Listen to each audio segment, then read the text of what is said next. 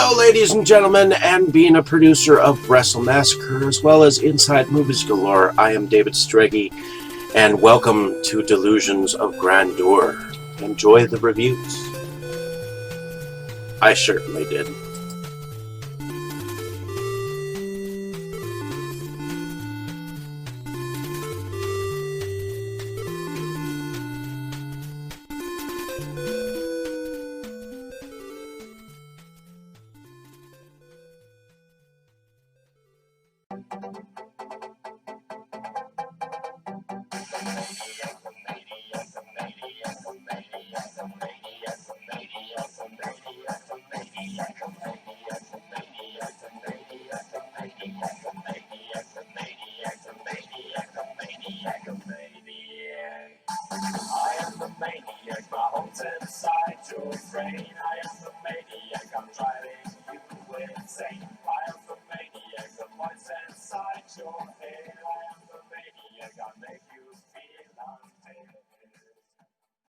Okay, Dave, that's it. Screw you and your college flunkies. I've had enough of this from you and from everyone else. I know what you guys are trying to do. Break me down, drive me out of the force. Well, it's going to take a hell of a lot more than a lame prank like this to get Curtis Mooney to throw in his badge, so fuck you! Over. Did you miss me?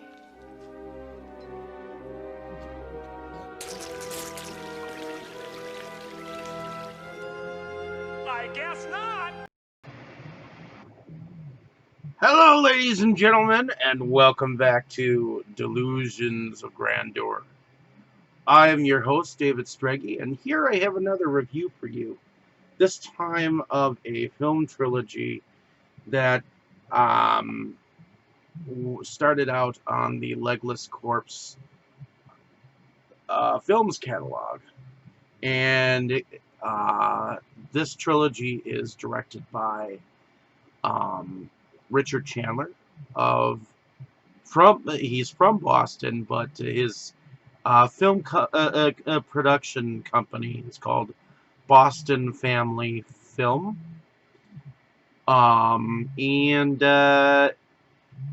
he is the author of Dark Nation. He is also the director of Gilgamesh, starring Melissa Jalali as Melinda, Aurora Gabriel as Lilith, Richard Chandler as Attorney Zimmer. But the first film in the Lilith Trilogy is called Our Kingdom Come. And this is the first film of a mysterious spiritual magnitude. Before Eve, there was Lilith, rotting in hell for 1,000 years. From paradise by Almighty God. Melinda is a confused young lady without direction and is being haunted by images of a plot to free Lilith from her prison on Earth. Hunted by the tax collector Hera, an occult worshiper and acolyte of Lilith. Lilith, who for 1,000 years was exiled to hell, and after returning,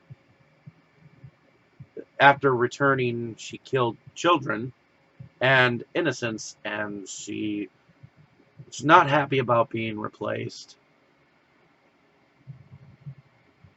Also set into play is the great Caligula, a Vatican warrior, informant priest, set out to help protect the purest of blood, needed in order to sacrifice in a ceremony. To bring Lilith back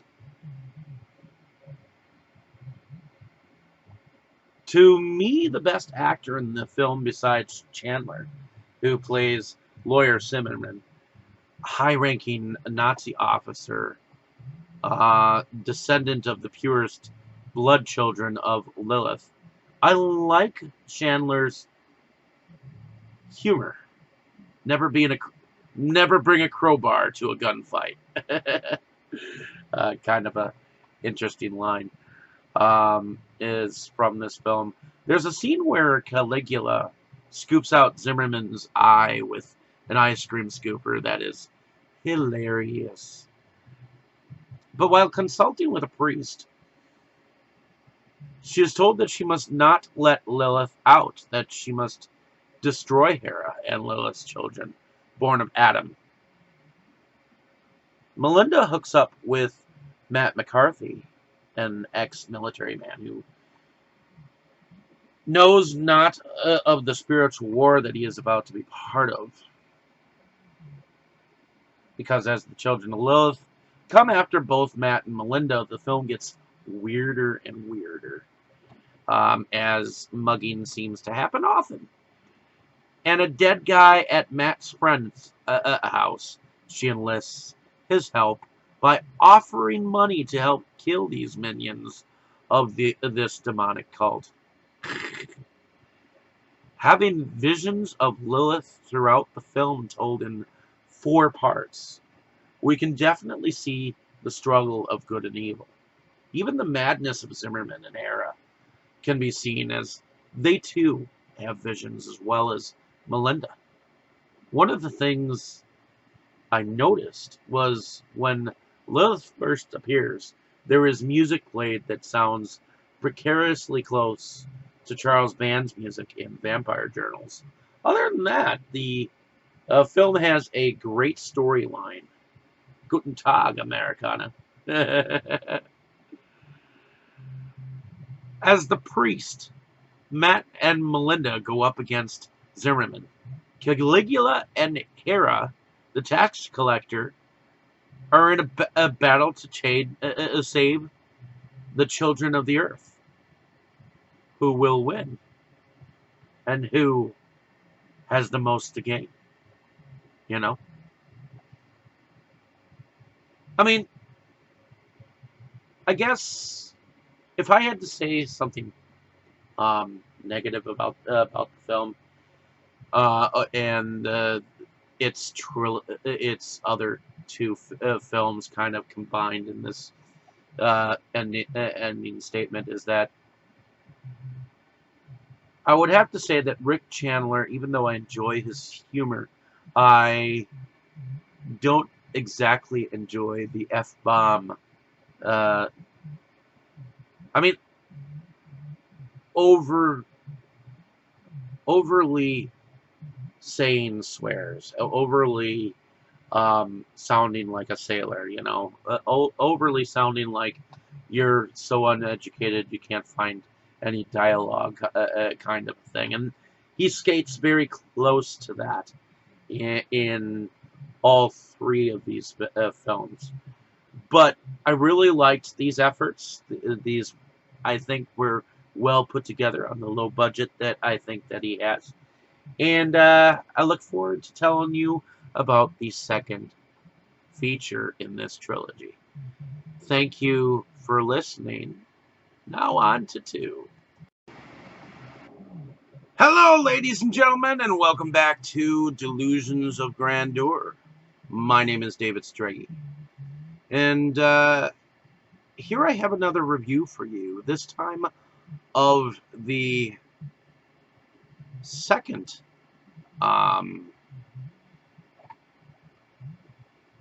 film in the Lilith Trilogy. This is also from 2007, as is the first film.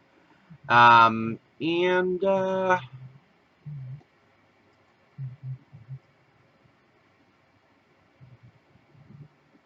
is directed by Richard Chandler's, once again, who is author of Dark Nation, which is a book series. And it starts pretty much where Sons of Perdition starts pretty much where Our Kingdom Come is left off. Lawyer Zimmerman, who was played by Richard Chandler, is back, a mercenary and Nazi child descendant of Lilith, waiting for orders.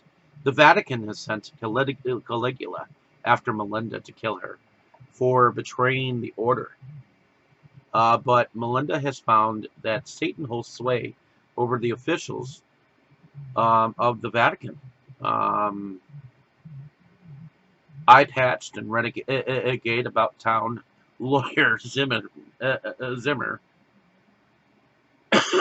is captured for a past crime.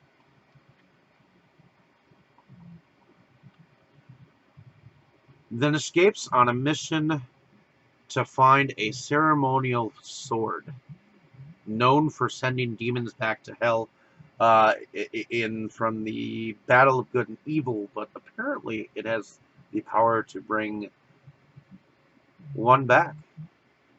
Meanwhile, a detective is following the murder spree going on, as well as his wife Rachel is having visions of Lucifer and Zimmer. Caligula, on the other hand, is captured and detained by the police, while another Vatican assassin, known as the Nightcrawler, has been ordered to take care of the mess of Caligula and Melinda. Hearing that Caligula has sided with Melinda, Lucifer, having become a contractor for some pieces of property, helped by the Vatican Pope, Satan, kidnaps the police's detective's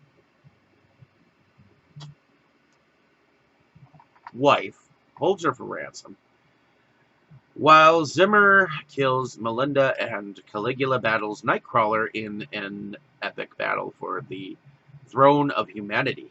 Will it be Lilith or Lucifer in power over mankind?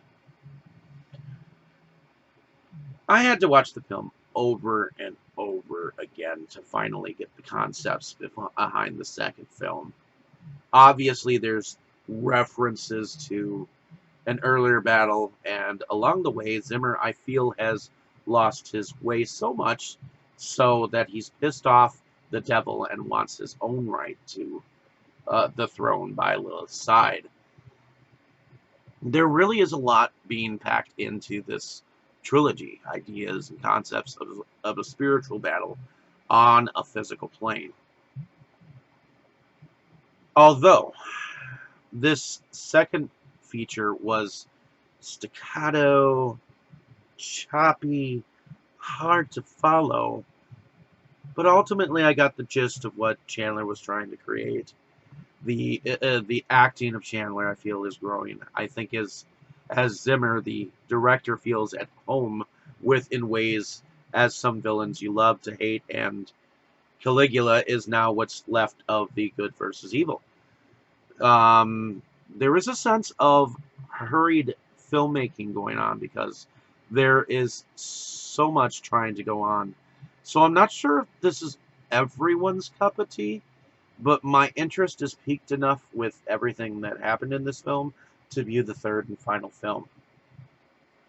I'm not even going to give this a film a rating. I actually don't believe in ratings at all anymore. I used to, but I actually believe that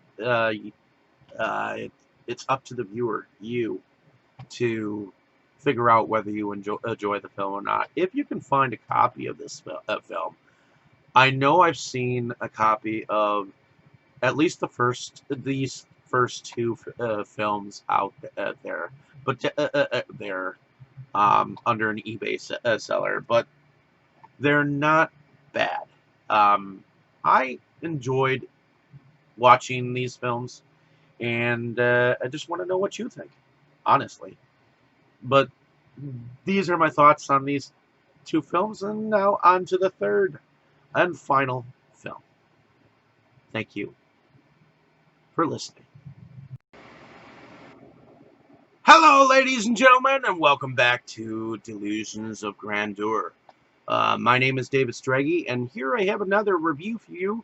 This time, it is of the third and final film in the Lilith Trilogy that was distributed by Legless Corpse Films at the time, through Chad Armstrong, and this is directed by Richard Chandler, who is author of Dark Nation, which is a novel, and he is his production company goes by the name of Boston Family Film. So the name of this particular conclusion is called Heaven and Hell.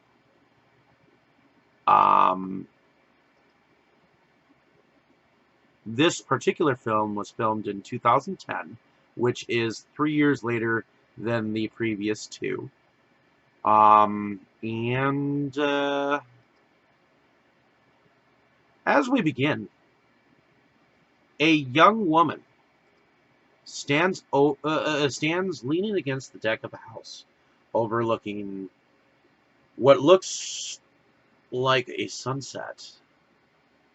The older man, going by the name of Mr. Brown, owner of the home, watches, pulls a gun, and blows his brain out as reporter Josh Gabriel arrives on the scene. Now, Gabriel has been imprisoned in Iraq while he was a soldier, or a reporter, which is left up to the imagination of the viewer. Gabriel is investigating a large case of missing children. Meanwhile, Lilith has resurrected a human antichrist of her own to run for governor. Miranda Amadeo of Amadeo Enterprises. Gabriel, as he investigates, learns about a man with weapons from the 1930s. So, learns of an antiques dealer. The dealer drugs him, and while drugged, warns him about the Antichrist and that it's too late. Stage left, attorney Zimmerman, or Zimmer, is still in play, as he is behind the puppetration of getting himself back on track on looking into the missing student Miranda. Caligula is and has also returned on a rogue mission to stop the Antichrist from taking over the world. I guess it also helps that we see a few naked scenes of the Antichrist to see that tempting process, also different from that the Antichrist is female. I always thought it would have been male. While all this is happening, like Rachel and Miranda in Sons of Perdition and Our Kingdom Come, Josh Gabriel has cryptic dreams to kill him, not know who he is before it's too late. As Gabriel goes back and investigates the home of Mr. Brown, also known as the father of the missing student, attorney Zimmerman is waiting for, after kind of a biblical discussion with threats towards Gabriella's family, Zimmerman kills Gabriel and leaves. Gabriel, on the other hand, has an angel who looks like the student of whom he's looking into help save him, that has already sacrificed her wings to send him that earlier warning message. It appears even God didn't want this to happen. So I don't understand this, but God kills her. Gabriel sees this So in a sense, loses his faith in God, sides with Zimmerman, and goes off on a mission to kill Caligula so that Zimmerman can rule the world. Meanwhile, God appears to be on a mission of his own, kills a dude in a bar, claims his name is Mac, to Mac, the returning car that seems to stop every spiritual hitchhiker, whether demon or righteous. Lilith, on the other hand, we learn ultimately just wants to fit in, but in the end, will she be able to win against God, who she's hated for all eternity? Will Zimmerman, in the end, rule the world? Is there really no hope for this world as the last remaining spiritual fighter battles a man who lost his faith? After viewing all three films back to back, I was entertained with all of them as a whole. But if you look at them individually, this is a really dark view on the world. I think there is ultimately way too much swearing. Once again, I agree. Even someone wanting to watch a storyline this huge and this deep, you don't really need to swear all that much to get a point across. Sometimes simplicity can guarantee an audience. There are still a lot of people, I believe, that watch horror and believe that language and the amount of it used can turn people off, and this is where I feel the films fail. This being said, it really makes me wonder if God really is really that cruel, and if he is exactly this way, where even he swears and kills like he did, that what kind of hope is there really for us if he really did that? I mean, the view of the Vatican was negative, except for that lone priest and Caligula in his own way. Trust me, I enjoyed the films, but because ultimately I think you kind of have to look at them as a whole and understand the story behind the language. I do believe this trilogy has an audience, and in retrospect, this film should have had a bigger budget. The storyline was much more than what this budget could provide, but Chandler certainly became Zimmerman and grew into the role, at least to me. I definitely recommend this film and its counterpart films to see as a whole, at least once, for those into watching spiritual battles and Catholic corruption. The film stars Jim Baker as Josh Gabriel, Aurora Grabeel as Lilith, Richard Chandler as Attorney Zimmerman, Tina Krause as Miranda Amadeo, and so on and so forth. So thank you for listening.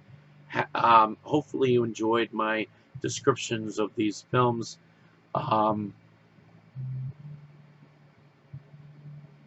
I feel bad because this was originally distributed by, at least to me, a well-known underground independent film venture called Legless Corpse Films. And I think that Chad Armstrong, who was the man who behind it, did a lot for the independent film community. And I think he had the right thing going for him. It's just he died very quickly of stage 4 cancer. So, on that note, just go out and see if you can find the trilogy, enjoy it for what it is, and let me know down in the comments if you've seen this this trilogy. Definitely let me know what's going on. What you think of these films. I thought they were entertaining, and on a grander scale, could be like some of his best films, to be honest. In any case, thank you. Like, share, and subscribe, and enjoy. You were good, kid, real good. But as long as I'm around, you'll always be second best, see?